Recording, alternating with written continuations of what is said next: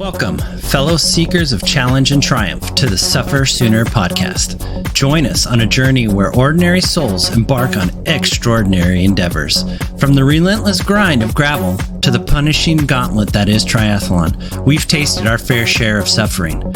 So fellow endurance warriors, let's lace up our shoes, strap on our goggles, and dive headfirst into the challenge, knowing that with every step, stroke, and pedal forward, we grow stronger together. All right, welcome to episode 31. We are joined with Serena. Hello, I'm still alive. She's still alive, yep. She's taking a break from her busy Ironman training and running kids around and stuff to talk to us and chat with us a little bit about how everything's going as far as Ironman's going. I'm very tired. I think like 40, I don't know, 40-ish days out from Ironman Chattanooga, which is on September 29th. It feels like a really long time away, but also I just am ready for this to be done. And I feel like I've been at it for a really long time. Yeah. So I'm just slogging along. Yeah. So I guess there's some news, and I've tried to get onto the Facebook page and stuff, and they were talking about, I don't know if it's true. It's unsubstantiated news right now, but it's always kind of like the internet trolls. You got to worry about, like, you know, whether or not they're just throwing panic just to panic people, you know, like they're like, oh, I heard that there's an iceberg outside of Tennessee that's cooling down all the water, or, you know, or it's too hot. It's not going to be wetsuit legal, or they're going to short, I heard from a friend of a friend, and they're going to shut the gates. So you're going to have to, the river's going to be the slowest it's ever been. So you have access to the Facebook page. What did you see on there?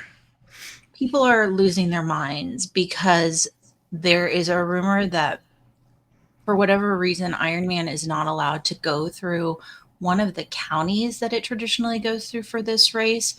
And therefore they're going to change the bike course. I haven't seen a change in the bike course. I look at the official Ironman website and it still notes the 2024 bike course, which is the bike course we've done several times, but there are many posts about that there's going to be a brand new bike course. And instead of having whatever the elevation was before, it's going to be 8,000 feet and people are going to be dying on the side of the road. Yeah. So, yeah, it seems to me, and, you know, I'll gladly retract my statements, but it just seems like the internet trolls are having their day. You know, talking to as many race directors as me and Danny have talked to, these road closure plans aren't something that you're going to solidify, 40 days out from the race event. These plans have to be submitted usually for the states and the counties and all that stuff months and months in advance. So they've already been signed off for probably last year or so, or I would say at least when Ironman makes the date for the race and they let you register for it, so Ironman Chattanooga will be in September, and then usually you can start registering for it like late October, early November again. Like that's when they usually solidify all that stuff. So that's from the race directors that I've talked to and stuff, like all that stuff has to be done. So I'm not like I said, I hold these allegations of a course change with a grain of salt. I feel like it's just kind of a way to stir the pot and make you guys just start panicking before, you know, it's race day, which you're already panicking enough. I have plenty of other things to panic about. That is not one of them.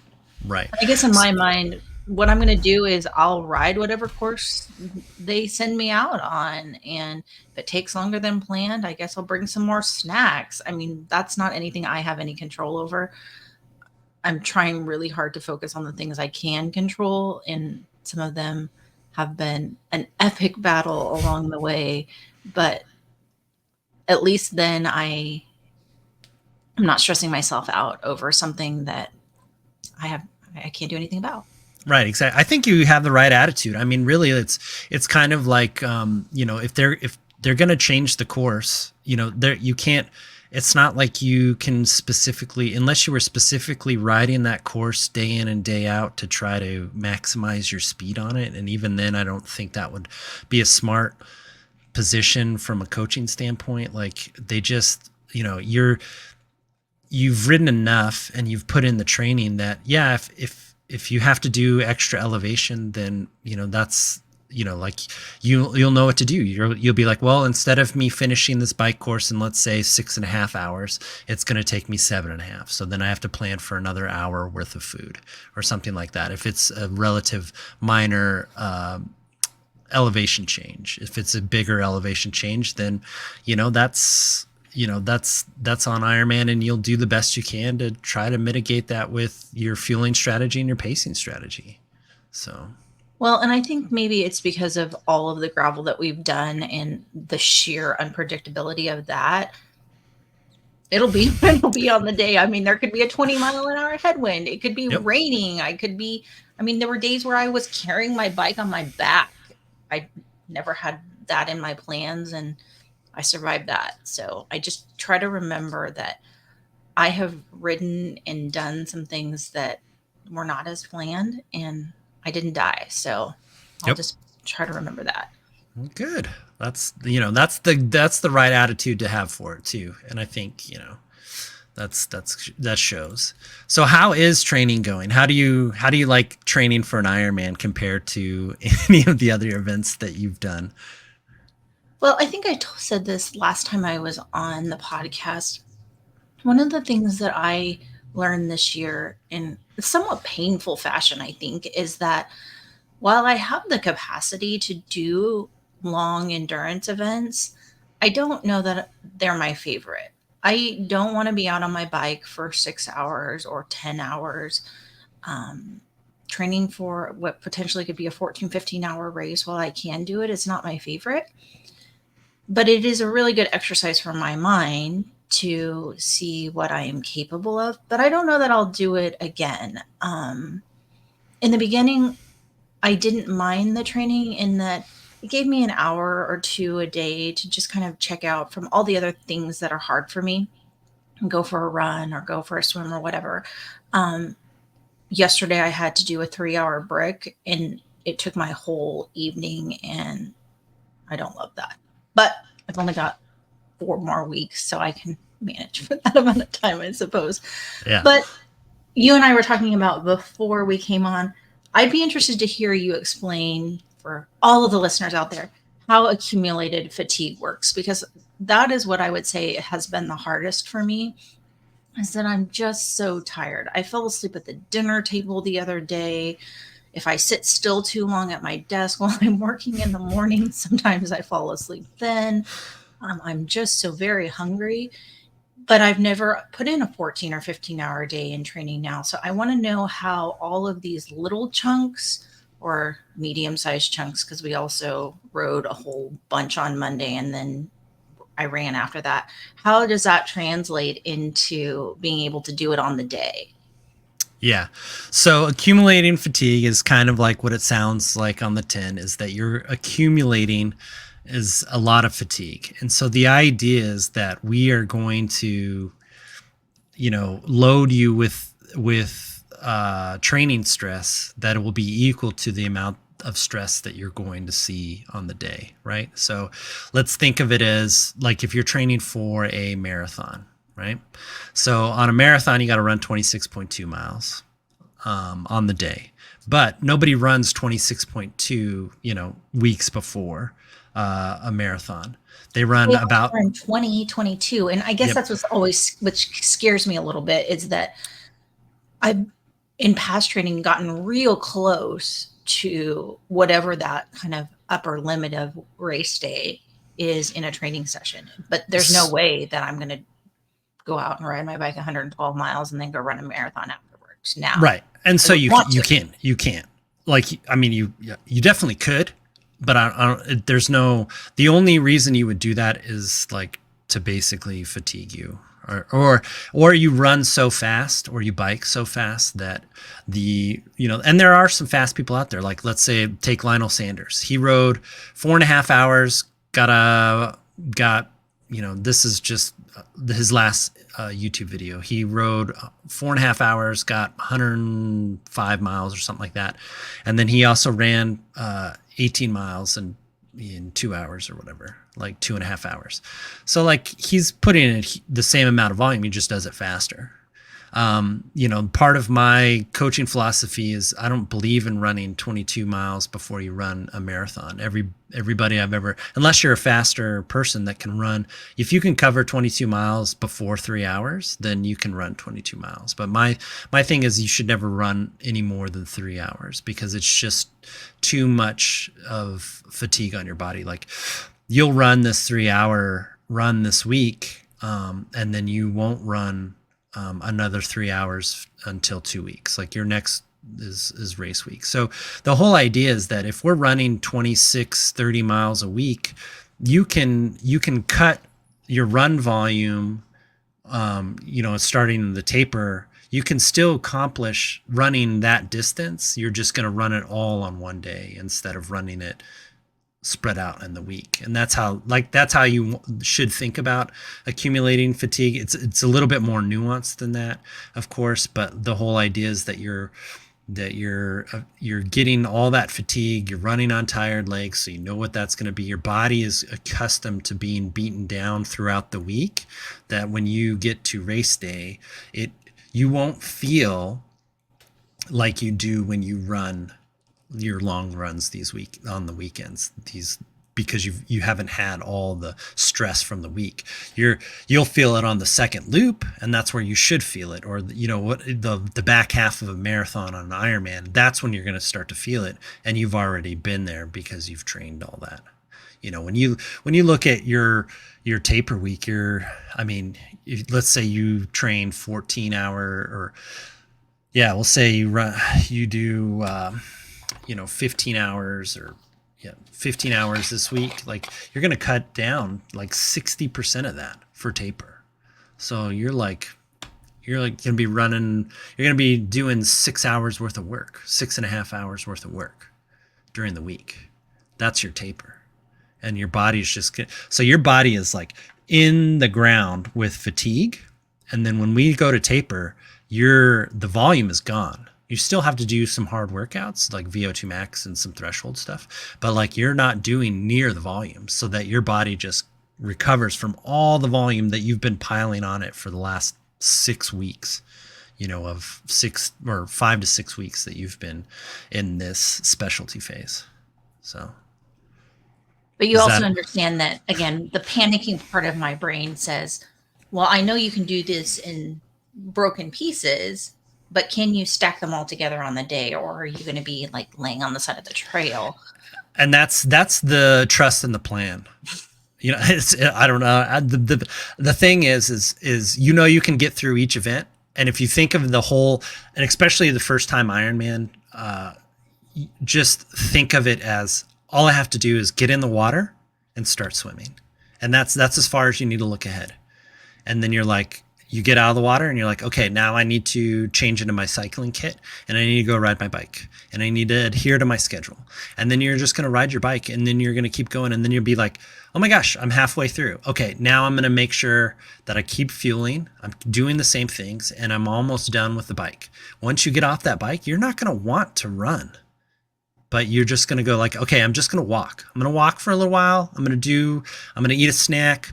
I'm going to stretch out. Maybe you stretch your hips or whatever. If you're feeling stiff, and then by the time you get, up the hill at Chattanooga into that first aid station, that's where I started running. I walked that whole first hill.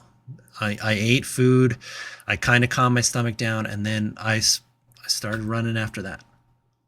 And then you just go, okay, I got 26.2 miles, and it's the same thing I do with a marathon. Is just every mile I'm like, okay, I got 25 miles to go, 24, 23, 22. You get to 13, you're like, oh, I only got a half marathon to go. Boom. Then you're like 6 miles, and you're like, I only got a 10K. Then you get to 3, and you're like, oh, I only got a 5K. And then you come in across the bridge and you're like, I only have a mile left. So you're never looking at the whole day as, if you looked at it as, oh, I got to do 144.6 miles, I wouldn't even start it. I'd just be like, I'm done. I'm not doing this. but you have to just look at it like, okay, I'm just doing the next thing and the next thing and the next thing. And eventually you just get to the end. Well, and I do have some faith in it, because the other thing that proves to me maybe that I can do it is to see the adaptions that have happened. I had not run a lot since I did Oregon 70.3 about a year ago. And I would say maybe I ran some over the winter, never more than like 3 or 4 miles. And then when we started the Ironman training, I think I got up to like an hour, and I was pretty tired. And then one day you're like, oh, well, instead of running an hour, let's run 2 hours. And I wrote back, are you sure this is a good idea? That's double the long run I've done before. And I was able to do it. And I was just so flabbergasted last week, because I went out and you had asked me to do a tempo run, which I have not done in a long time. And I've been just slogging along in zone 2, and it's been so hot. And a lot of those miles are like 10:45, 11-minute miles. And it was kind of cool that day. And I was able to click off like almost an 8-minute mile. And I thought, that's amazing. Maybe it all worked and I just wasn't noticing it through the slog. So, yeah, that's the hard part about training in the summer, is that your times go like, I mean, I'm 2 minutes slower in the summer, easy. But when we run in the winter, it's like, holy man, this is nice when you can actually be cool. So, well, and I've also noticed that as it cools down, but regardless of the temperature, now as I hold that heart rate, I can run in that zone 2 for a really, really long time, where I couldn't before. yep. So it does give me some faith that I can do it. We'll see. Yeah, it's all, I mean, at that point, I mean, you've have enough experience that you're just, you get to the point where all you have to do is feed the engine. And as long as the engine is, as long as you can keep putting stuff in the fuel tank, you can keep going.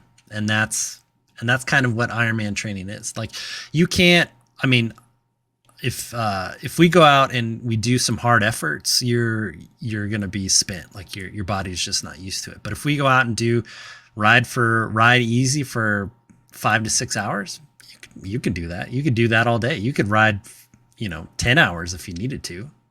You just keep eating. You just keep pedaling. You're like, well, whatever. Nobody wants to do that. Nobody goes, ooh, sign me up. I want a 10-hour ride. It's just that you just get to the point where you're like, yeah, I can do that now. And I think that's a good place to be. Yeah. And I just need to remember too, as I think about this day, it's not going to go perfectly. There's going to be problems, but I also could probably list to you about 30, 40 catastrophic things that have happened to me on a training ride or in a race that I've been able to recover from. I mean, this one's kind of funny now. A few days later, I was cleaning out the box of nutrition I had at home, and I found a Ziploc baggie that had white powder. And I was like, oh, I should use this. This is tailwind. I don't want it to just be sitting here. So I took it with us, and we were doing a 4.5-hour ride. And about the last hour, we stopped, and I was like, I'm going to put this in my front bottle and use it. And we got about, 2 or 3 miles away. And I look at Travis and I say, I'm pretty sure this is protein powder that I'm now consuming. It doesn't have any flavor. This could be bad. Yeah. I drank probably 3/4 of that bottle before I threw it away. And then it ended up on my disc brake, which made my brakes screech for the last 10 miles of that ride. But again, I can deal with that. I've literally had a piece of my bike fall off during a race. I rode the same course in Chattanooga from mile 8 to mile 56 once on my drops of my triathlon bike, because one of the armrests fell off. Yeah. I mean, you broke an armrest, and then you broke one this year too. Mm-hmm. So I'm like, I think what people don't understand is like how many issues come up in training that we have to solve. And what did I say when you drank the protein? I was like, well, I mean, this could be a good thing. Like, you could find out if maybe protein is something that you can use during training. You know, like if you, it's good to know whether or not like you eat, like let's say you eat a Slim Jim or something like that. There, I know people that do that. Like, you know, you don't want to do that during a race, but if you're trying to do something like that in training and you find out, okay, I can eat that. If that's the only thing that's out there, I can at least ingest some protein and I can not have an issue with it. There's some people that I know who the second they ingest like any kind of protein or something like that, they are horking all over the place. So it's just, you know, it's good to know that you can handle that, you know? Well, and I mean, all kinds of crazy stuff. Like I now know that if my swim cap comes off during a race or I get kicked in the face, what the plan is for being able to um, lay on my back and recover. So I just need to remember all of those things too as I'm out there. If I haven't dealt with this problem, I've dealt with a million other ones, and this is how I just keep going. And that's Yeah. really what my mantra will be. Just one more step, one more pedal stroke, just keep moving forward. Yep, that's such a huge thing, because it's easy for, uh, you know, I had stomach issues on my Ironman. I've had issues where I didn't even really want to be riding the bike on, you know, Unbound. Like I've had issues, and we all have them. And the whole idea is that you just have to understand that this is a temporary problem. Like, and yes, sometimes you like if you do have some kind of sickness on the day, that's horrible, and like, you know, if it can derail your whole day. I mean, if you can't ingest food, or if you had some kind of food poisoning, like, or you got COVID or the flu, you know, like this is like stuff that happens, and you have to make the choice whether or not that you can race on the day, you know. Yeah. Um, so, but yeah, like, how is everything else? Like, have you had any other issues come up during training You bet I besides? have. Um, I think my husband is very thankful that I have not thrown my triathlon bike against the wall. When I decided I wanted to do this race, I think the first thing I said to you, Travis, was we're going to have to figure out what the issue is with that bike. I've had that bike for 2 or 3 years, but I haven't ridden it a ton. Post COVID, I just wasn't as motivated to go out and do several long races on it. So I haven't ridden it a bunch. But I have always known that I was pretty uncomfortable with it, especially at high speeds or in high wind. It would feel like the slightest bump in the road or gust of wind, I was going to go over the handlebars. And I was so anxious about it that I didn't ride it in aero position much. So I would say maybe that March, maybe we took it out and basically I told you the problem and we tore it apart on the side of the road and added spacers, Yep. moved the armrest, did a whole bunch of stuff and kind of just like squished me up just a little bit. And that really helped with the terror of speed or wind. But then my 40-year-old body does not move as my 25-year-old body did. So then it opened up a whole can of worms of, well, now my knee hurts, or now my hip hurts, or now I am having so much soft tissue issue on the front side where I touch the saddle that I can't ride for more than an hour. And I mean, it was for many, many weeks a challenge to ride that bike for more than an hour. And how many saddles do you think we tried? Six, Yeah, seven, maybe? we worked really hard. For anybody who's listening to this and just hearing all about this and going like, "Holy, you know, crap!" Like that's a lot. It is a lot. It's a lot. And you're talking about riding, you know, I'm not going to ever say that riding a TT bike is comfortable, but it should be somewhat tolerable for 4 to 5 hours.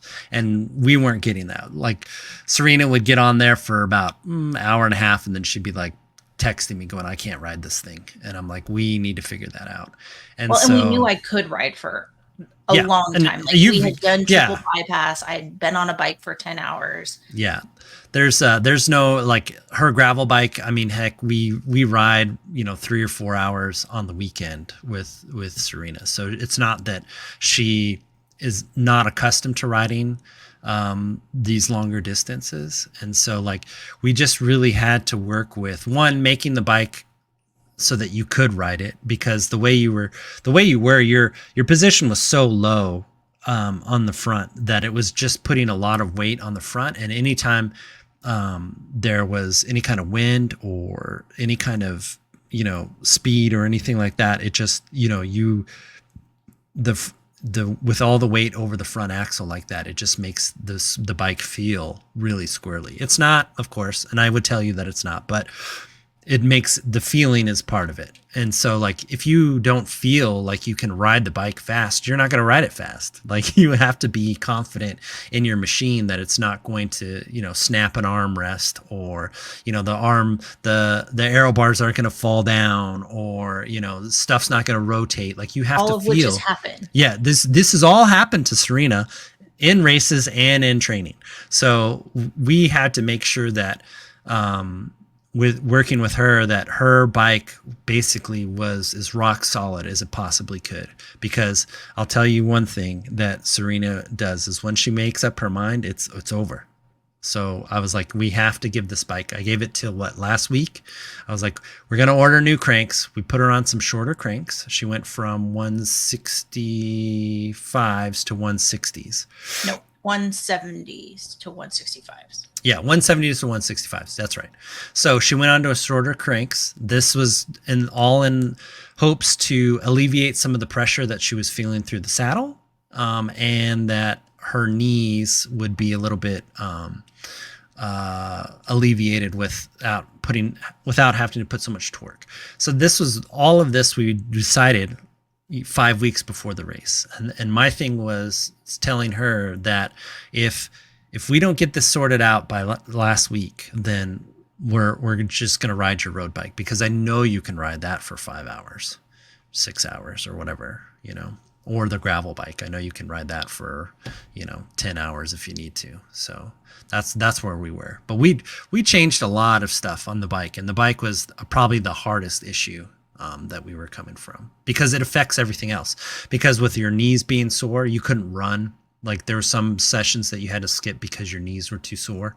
And I'm not going to have you go out there and risk an injury just on a training run, on an easy run. There's no point. Like, I mean, no. So, but I guess the moral of the story is it's never going to be comfortable. I firmly believe, especially women are not meant to fold into TT position for 6 hours, but it's tolerable.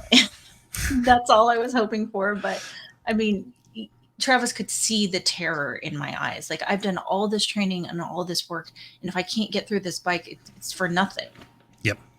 Yeah, because it's like, well, everyone's like, well, what do you need a TT bike for? And it's really so that it saves you for the run. For the same amount of wattage that you put out, we were riding 17 miles an hour or something like that this on Monday, and it was, let me see, I'm going to look right now. Average speed, 17 miles an hour. And we weren't nearly doing any race pace stuff. Your power was very low. It was in 120 watts, and it was hot. Yeah, it was windy, and we're having to deal with it. But you're talking about an easy pace to go. The whole idea is that the TT bike gives you two things. One, it makes you aero, so you go faster for less wattage, or you go faster for the same wattage. And then the other part is that it rotates your pelvis forward and engages your glutes a little bit more, so that it saves your quads for the run, so that when you get off, you can actually run a marathon. Now, if she was going to do the road bike option, then I told her, well, your bike's going to be a little bit slower, and then that run is going to be very hard, because a road bike, you're going to be more upright. You're going to be using your quads a little bit more. So it's going to be painful. So, I mean, that's what she was willing to accept if we couldn't get this bike right. Well, because I was worried that if I couldn't ride the TT bike, it didn't matter what shape I was in for the run because I was never going to make it there.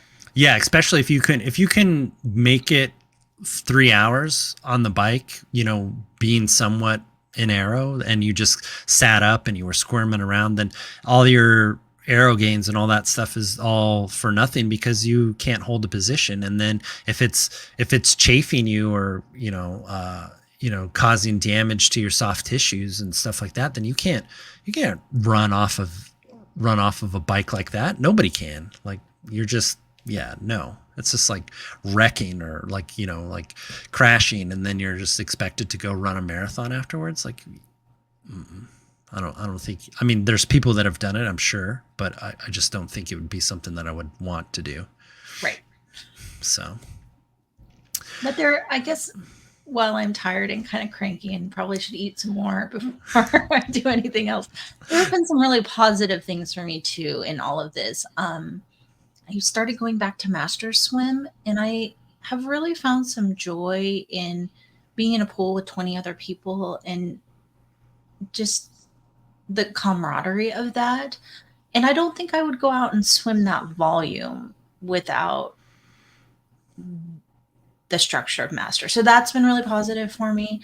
I have some terrific friends, Travis being probably the best one, who will go out and ride with me, or my friends. We've always had coffee on Friday mornings. So now somebody comes an hour earlier and will run the back half of my long run before coffee and then take me home, because it's easier to run from my house down to the park where the coffee shop and the running takes place. So I've been really thankful in that. And it's given me the, I don't even know. It's forced me to be a better planner. So every day I get up and I look at what the workout is, and then I tell myself this is when you're going to do it. And sometimes it's at like 7:30 p.m. after I drop my kid off at soccer, and I know that there's a trail behind it, so I can jam that run in.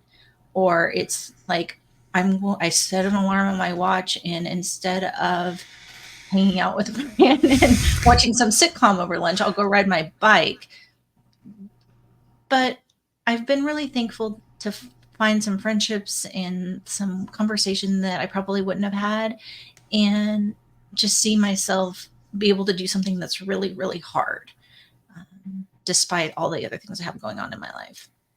yeah, I mean, these peak weeks, I think when you said that you wanted to do an Ironman, I said, "Are you sure?" And I repeatedly asked you, I'm like, "You are going to be the tiredest you've ever been in your life." And it's not like, I've raised small children, you've raised small children. I'm like, it really harkens back to that kind of feeling. You are just tired, just exhausted. And every time you say, "Hey, I need, does anybody want to, run with me or ride with me?" I'm like, "Sure," because I know how hard that is to ride 4.5 hours by yourself, and then, or to swim these long yardage, like 3K in the pool. Like, come on, man. That's almost an hour and some change. If you're swimming a 4K set, that's 90 minutes for people that are fast. Like, Yeah. it's hard. It's hard work to be like, I mean, I can go to the gym and work out for an hour. That's all right. But you tell me to work out for 90 minutes, and then I got to go do another 90-minute thing. Like, it starts to add up, and you just get completely wrecked on these peak weeks. So, I know me, I speak for me, and I speak for Danny too. Like, we have no problem, helping out, you for sure, because I mean, you've come and rode your e-bike with us on our peak weeks, and you've ran with me on some of the marathon training and stuff. You've met up with me and ran at the back half of my marathon when I'm just dragging and it's horrible and sad. So, yeah, I mean, it's these, I have no problem helping you out, because I mean, that's just the way it is. But I guess that's my advice for somebody else who's going to try that. Like, think about who your people are. Think about how you can force yourself to just throw your leg over the bike or strap your running shoes on. And for me, it's just there's somebody out there who's going to be waiting for me. And I've just also been just so thankful that at who's willing to help. Like, our friend Diane got an ulcer and had to stop training, and she is determined to run or ride with me, even if we drop her or we have to Yep. walk a little bit. And she's just so happy and willing to be out there. So I'm just really thankful for all these people that are willing to support me in this really nutty thing. And Ryan and my boys who understand, like last night, Jack and I talked about his homework while I was riding my bike for 90 minutes, or that a lot of times Will's going to have to leap out of the car and I'm going to go park my car somewhere and go for a run. And he may have to wait 5 or 10 minutes for me to get back. And just that understanding that I'm trying to do something that I don't know that I'll ever do again, but that it's really hard, and their willingness to be flexible too. Yeah, that's awesome. I mean, my family saw it too when I was training for Ironman. They really just saw the effort that you have to put in to do the thing, and they just, and that's another thing I told you too, is I was like, please make sure that your husband and your family all understand, like, this is going to be much as hard on them too, because you're not going to feel like doing what you normally do. Either you're going to pass out at like 7 o'clock on a Friday night because you're just so exhausted. Like, it's just you'll be eating dinner and you'll just be nodding off. Like, I've done that so many times. Like, it's hard. And it's good that you have the help of your family, because it's a family thing, and it's just really great. Like, I mean, yeah, just they all see how hard you're working, and it's gonna pay off when you cross that finish line for sure. So. Well, and it's funny too, because now my 13-year-old is trying to do middle school cross country, and he came home yesterday. It was the third day. He's like, Mom, I had to run for 20 minutes straight, endurance running, and I couldn't stop. And it was so hard. He's like, did you run for 3 hours the other day? I said, sure did, man. Sure did. But I also took some water and I wore a hat, and I know what an endurance pace is. I suspect you were not running at an endurance pace. And he's like, no, we should practice more. I said, man, I'm running at most days. I'm here for you. Yeah. If your son needs an endurance pace, we got him covered. Yeah. He can already run faster than both of us put together. He's so fast, which is great. But I mean, that's just that's just awesome. So. But 20 minutes nearly killed him. Yeah, I think kids just not knowing how to pace themselves is that's the biggest thing that they learn from now until they're collegiate athletes, is just how to pace themselves. So the sooner he learns it, I mean, he's going to be better than his peers, because they just don't. They just know how to rail it for however long the race is right. until they blow up. So. But all right, my last question. What do you think the hardest part of this Ironman experience has been for you? The volume, just day in and day out. I understand that the adaptions don't happen if I do 50% of the work. Like, just knowing that I probably have 12 to 15 hours in front of me every single week, and that if I don't do it, it's just not worth it. And everything that comes with that, knowing that I still have a job and kids and a life to live, trying to fit that in. Yeah, you're no slouch for sure. You've done consistent 9.5 hour weeks for the last 6 weeks. So, yeah. There's not much, and we've moved some stuff around. You're getting into the key workouts. A lot of times, since you're busy and stuff, you have to, there's some stuff that you have to kind of skip around, and it's usually the recovery run or the recovery ride, or the easy, the long swim and stuff like that. So, yeah, I mean, it's not, you're putting in, it's like a part-time job, just working out. It is. It's such a pain.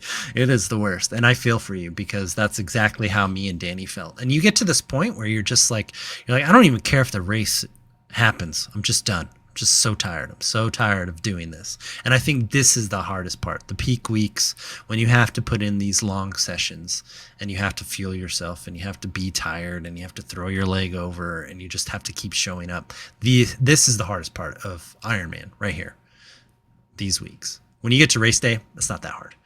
Well, and I know lots of people who have done Ironman, and that has always been their resounding response is if you can get through all the training, the race is where you go pick up your medal. I mean, you earned it during these really hard weeks of training. You just go out and do it at that point. So I sure hope you're all right. Yep. And you just get to execute and you get to enjoy the fact that you have all this fitness and you get to do this thing, and it will be an experience that will be in your mind for forever. It's one of those things that I always look back on. It's just kind of like you look back on the hard times and you just go, okay, I can do this. I can do anything that gets in front of me now once you've completed this. Well, and it's so interesting too because I've done lots of 70.3s, and this training feels so different than that. It's a different animal. You're basically training yourself to work out for 14 plus hours, I would say. 12 plus hours. What if you depends on how fast you are, whatever. Like you're basically getting yourself to work out for all day, for the whole day. And you would think it would just be half of that for a 70.3. And I just don't feel like that's what it was.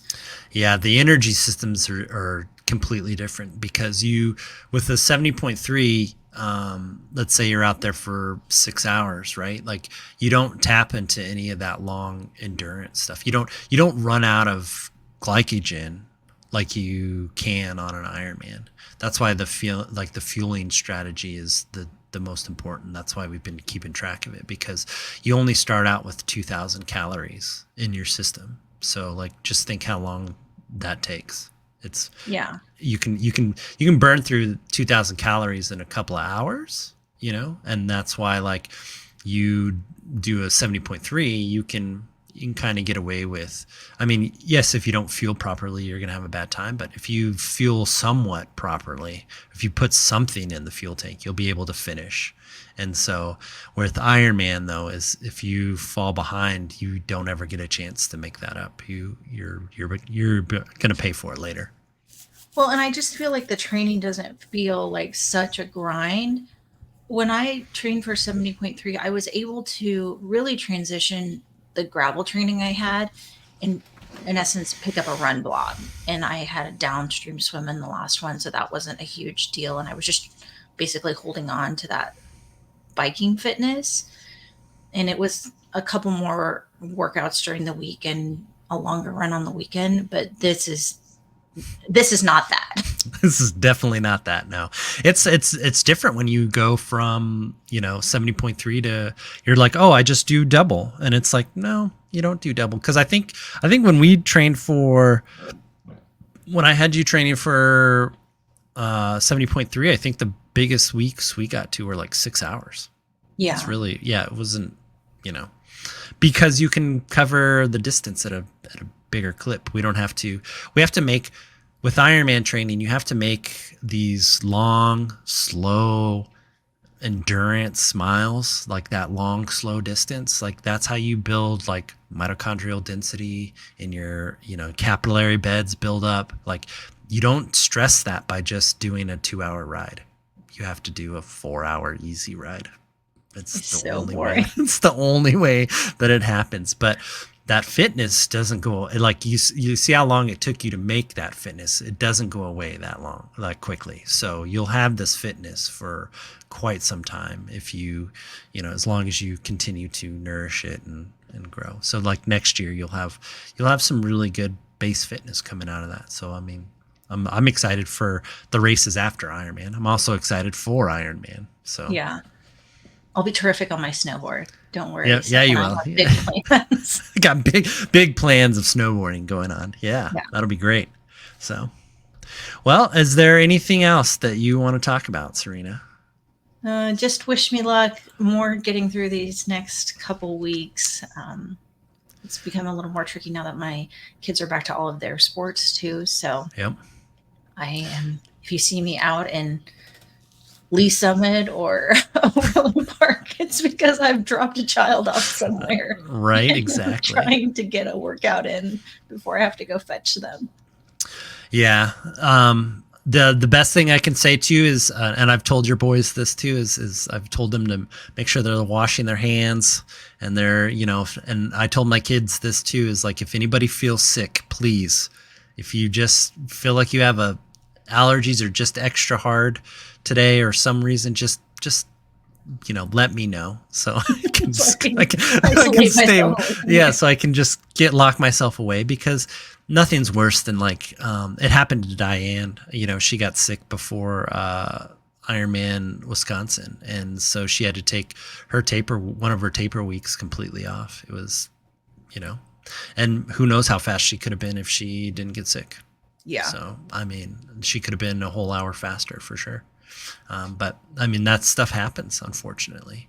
So, and speaking of that sickness, I'm going to say, anytime after your hard runs or something like that, usually give yourself about like an hour to 2 hours of don't go do your shopping right afterwards. Try to stay out of public, wash your hands, all that stuff, 2 hours after your hard runs and hard bikes. So, because your immune system's compromised. So, but other than that, that's great. We're looking forward to, we'll definitely have you back on, afterwards, so you can tell us how right or wrong we were on all of this. What was the hardest part? So, or all the new things I can add to my list of catastrophes. Yeah. Hopefully, I'm hoping just race day just goes. The weather's perfect. There's a slight breeze. It's partly cloudy, so you get some shade every once in a while, and you just have a perfect day. That's what I'm hoping for. So yeah, I'm planning on it being about 90 degrees. The course will be brand new. It'll be all uphill. The river will be flowing backwards. Yeah, they'll have some kind of weird flooding going on. I did fall on Monday and fell in a thorn bush during my run. So I picked thorns out of my shorts for an hour. You got to get that. You got to get all those things out of the way. That's what we're doing. Literally ran out of my shoe. So all of those things. Yep, just getting it all out of the way. It's all. And if it doesn't happen, then that's just a bonus. Yep. On the day. All right. Well, thank you for your time, and then we'll talk to you later. Thank you for listening to this episode. Please, if you like what we are doing here, leave a like, rate us, comment, subscribe, and share with your friends. It really helps us grow and finds us more SufferSooner squad mates. And remember, when the finish line feels impossibly far away, we don't give up, we push harder, we dig deeper, and we find solace in the knowledge that our suffering is temporary and our resilience is forever.